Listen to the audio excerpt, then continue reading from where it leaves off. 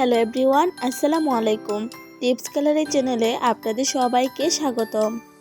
গ্রীষ্ম, বর্ষা কিংবা শীত যে কোনো মৌসুমে সর্দি কাশির সমস্যা দেখা দেয়। এ সময় মাথা ব্যথা, বুকে কফ জমে যাওয়া, কাশি, শ্বাসকষ্ট নিত্য প্রতিদিনের ব্যাপার হয়ে দাঁড়ায়। যাদের ঠান্ডা অ্যালার্জি সমস্যা রয়েছে এ সময় তারা সবচেয়ে বেশি বিপদে পড়েন। কেউ কেউ ছোট সমস্যা ভেবে একে উপেক্ষা করেন, এটা কিন্তু ঠিক না। কেউ কেউ আবার সমস্যা এড়াতে ঔষধও সেবন করে থাকেন। তবে ঘরোয়া উপায়ে এসব সমস্যার সমাধান করা সম্ভব। জেনে নিন সর্দি কাশি দূর করার কিছু ঘরোয়া উপায়। দুধ ও হলুদ।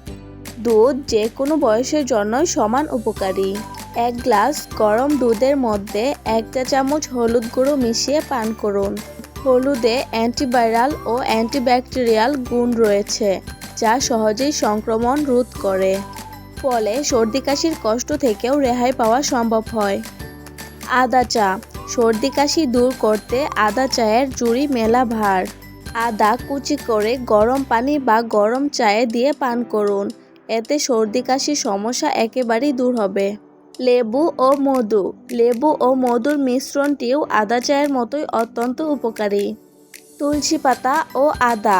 1 কাপ পানিতে কয়েকটা তুলসী পাতা ও আদা কুচি দিয়ে ফুটাতে থাকুন। পানি ফুটে অর্ধেক হলে তা নামিয়ে রাখুন। এবার এই পানি অন্তত 2 বার পান করলে সর্দি কাশি কমে যাবে। রসুন। এতে প্রচুর পরিমাণে অ্যান্টিঅক্সিডেন্ট রয়েছে, যা সর্দি কাশির মোকাবেলায় গুরুত্বপূর্ণ ভূমিকা পালন করে।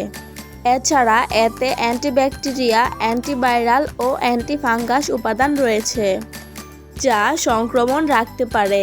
চাইলে 4 থেকে 5 কোয়া রসুন ঘি দিয়ে ভেজে গরম গরম খেয়ে নিন। ঘি দিয়ে ভাজা রসুন স্যুপের সঙ্গে মিশিয়ে খেলেও আরাম পাবেন। হলুদের চা।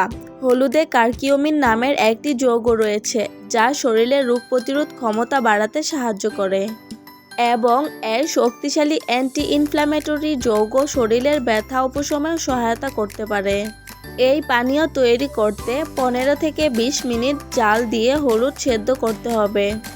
এরপর স্বাদ মতো লেবু ও মধু দিয়ে গরম গরম খেতে হবে। পেঁয়াজ। রান্নাঘরের আরও একটি উপাদান হলো পেঁয়াজ। সর্দি কাশি সারাতে পেঁয়াজ হতে পারে একটি কার্যকর প্রতিকার। শুধু শরীর থেকে বিষাক্ত পদার্থ বের করতেই সহায়তা করে না পেঁয়াজ, এতে উপস্থিত গুণাগুণ শরীরের ক্ষতিকর ব্যাকটেরিয়াকেও ধ্বংস করে দেয়। একটি পাত্রে কয়েক টুকরো পেঁয়াজ কেটে মধু মিশিয়ে নিন। পাত্রটি সারা রাত ঢেকে রাখুন।